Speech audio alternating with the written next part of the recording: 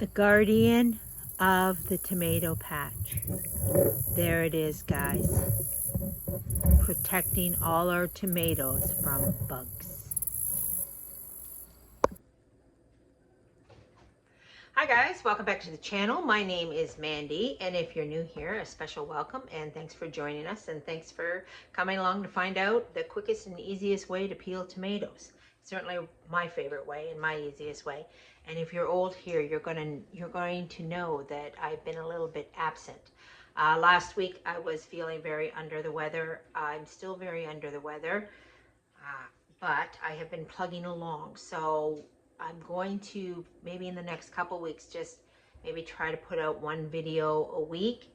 I'm still trying to get my work done because, as you know, it's harvest season and all the stuff is coming off the fields. And so this isn't a very good time for a person to be under the weather who has, who wants to fill their pantry with lots of food and all the deals. If you remember way back in the spring, I planted all my tomatoes out there. I've had a kind of a hard summer, and I have not really been very good with the garden because I have been a little bit sick all summer. So it got a little bit neglected, but surprisingly enough, the tomato crop, which thankfully was the one thing that I said, I don't care about anything other than the tomatoes. Just give me lots of tomatoes. And the good Lord, he was really kind to me in that respect because he did give me lots of tomatoes. So I have, even though I have been not feeling well, I have been diligently going out there and picking and trying to save my tomatoes so that I can get lots of tomatoes in the cupboard. And this is the easiest way I have found to do it, especially since I'm not feeling well. So here, let me just show you a couple things here. This is the tomato box I just picked this morning. And as you can see, there's lots of green ones in there. There's lots of red ones in there. If it has even the slightest bit of red and I reach it, I pick it. And then I'm going to let this sit for a couple of days. This box over here, I picked about 2 days ago. So every couple of days, I go out to the garden and I pick myself one of these baskets of tomatoes. And then I slowly work away at them. Keep in mind, guys, that, if I was feeling well, I would, maybe this should be just, go at it and get 20 jars of tomatoes on the shelf. But I'm not feeling well, so my strength is very limited. But, I'd hate to see these tomatoes go to waste. I would just hate to see them go to waste. So I am just persevering and I am struggling through. So how I peel these tomatoes and how I work at this very slowly but surely is with my freezer. What I do is I get myself a great big bag like this, and I'm going to fill it up with the tomatoes. Now these tomatoes over here I have rinsed off. By the way, guys, look at these tomatoes. They're absolutely gorgeous. Like, that's perfect. No bugs, no bites, no nothing. Here's one here. Over here has an odd, I get the odd one that gets a wormhole in it, but I'm going to say I have never seen such great looking tomatoes. And I know why that is. A little secret, did you see it? The big spiders. The big spiders. I went out there and my tomatoes were covered in these giant, enormous yellow spiders, like the biggest spider that I'd ever seen. At first I was like, spider, and I was going to knock it down and kill it, but I had nothing to kill it with, so I kind of left it there. I kind of took the web and moved it out of the way. Do you see him, guys? Right there? That is one big spider. When I first saw him, I screeched and I was like, what the heck? And I wanted to kill it, but I didn't have nothing to kill it with. And thankfully for me, I thought better of it because I was like, you know what? That spider is protecting my tomatoes. He's eating all the bugs. And then when I reflected a little bit, I thought in my head, well, first of all, I noticed that my tomatoes were all perfect. I was like, how is it I'm getting these great, perfect tomatoes? Last year, I had a hard time. Last year, well, first of all, I had some sort of water blight. We had too much rain and the water kind of ruined the tomatoes.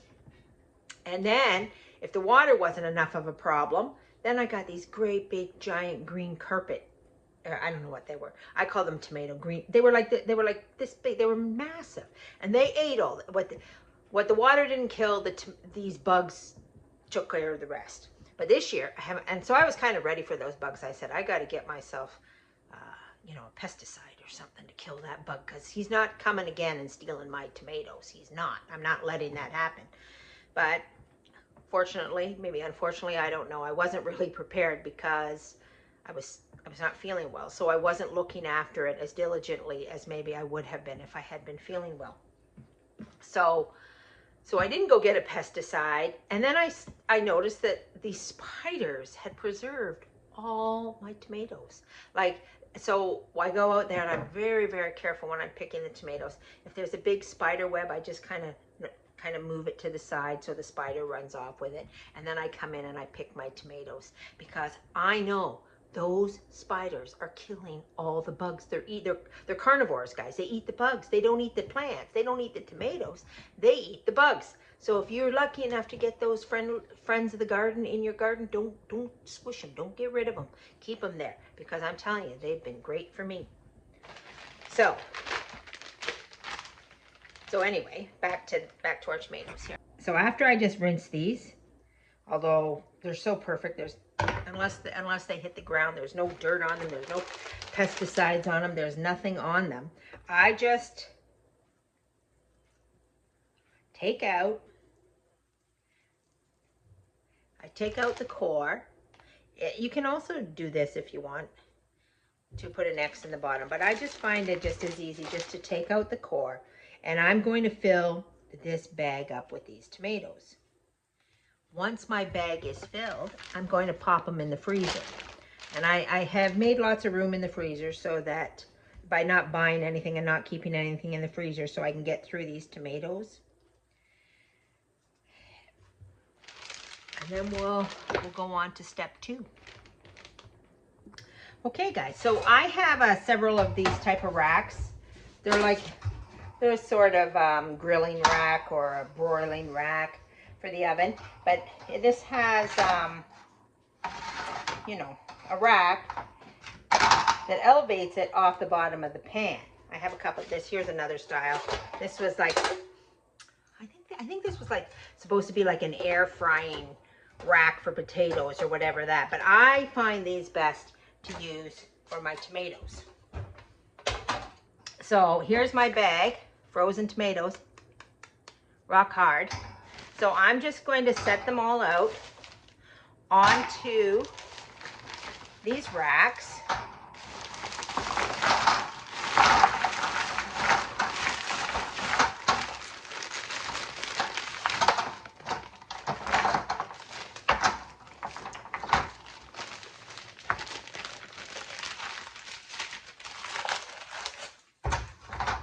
There we are. And now this is going to set out overnight and it'll thaw, right? It'll thaw, and then you'll see how easy it is to deal with these tomatoes after they thaw.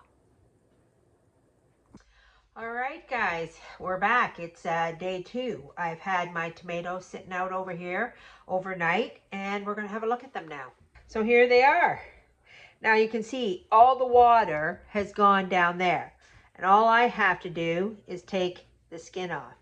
Throw it in there, throw my tomato in the pot. Easy peasy, nothing to it. Look at the whole skin. Now, what I also do with that skin is then I dehydrate.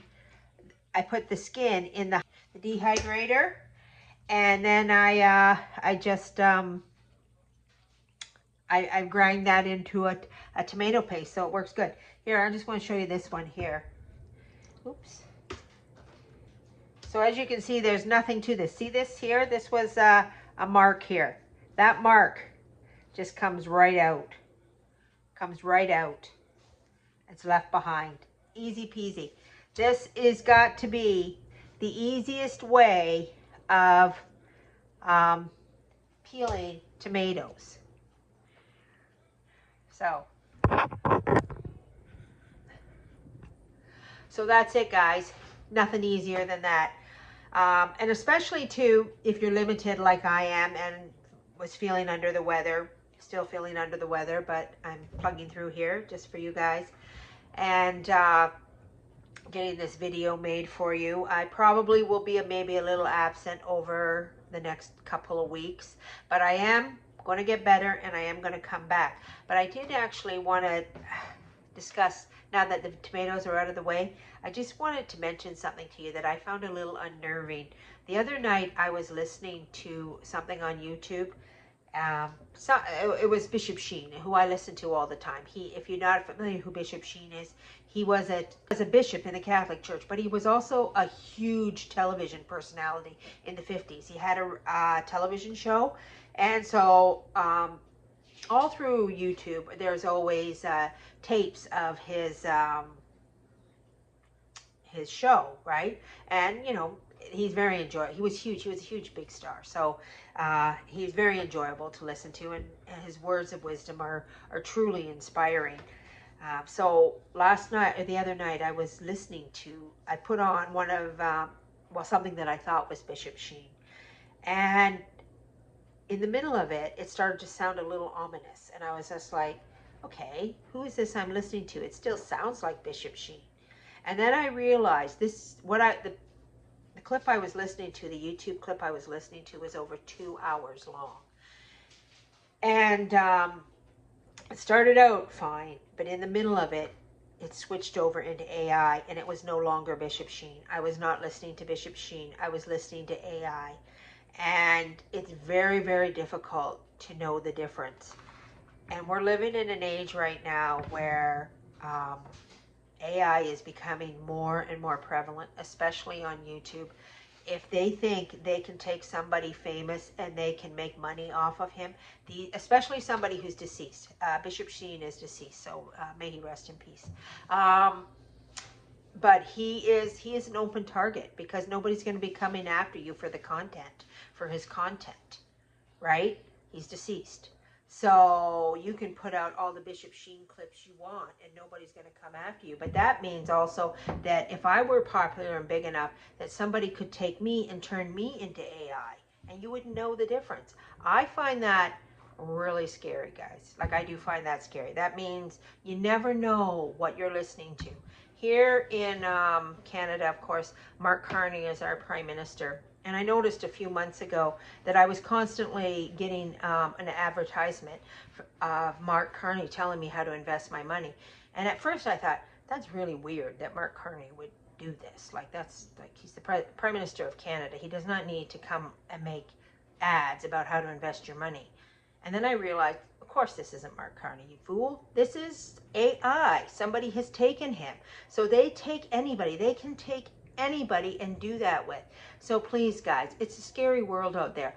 Be careful of what you're listening to. And if you like this, which is real and small enough that I'm pretty sure nobody's going to be trying to steal me to make money off of me, this is the real deal. Like and subscribe.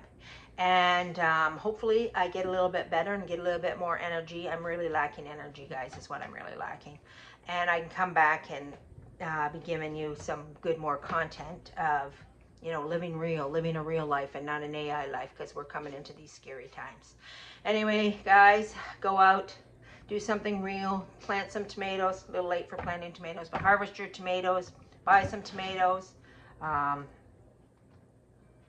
They're selling them at markets now, and they're usually a pretty good price. So if you didn't plant tomatoes and have a garden, you can usually pick up boxes of tomatoes, and you can do them. You can process them yourself. Because I'm lacking energy, and isn't this the way of God too, you know, right when I need all my energy to do all my processing of all the vegetables, I'm kind of lacking, but I am still doing what I can do. And I muddle through with the tomatoes this very easy way of skinning them. So anyway, we'll see you next time on Back to Basics with Mandy. God bless, guys, and have a good day.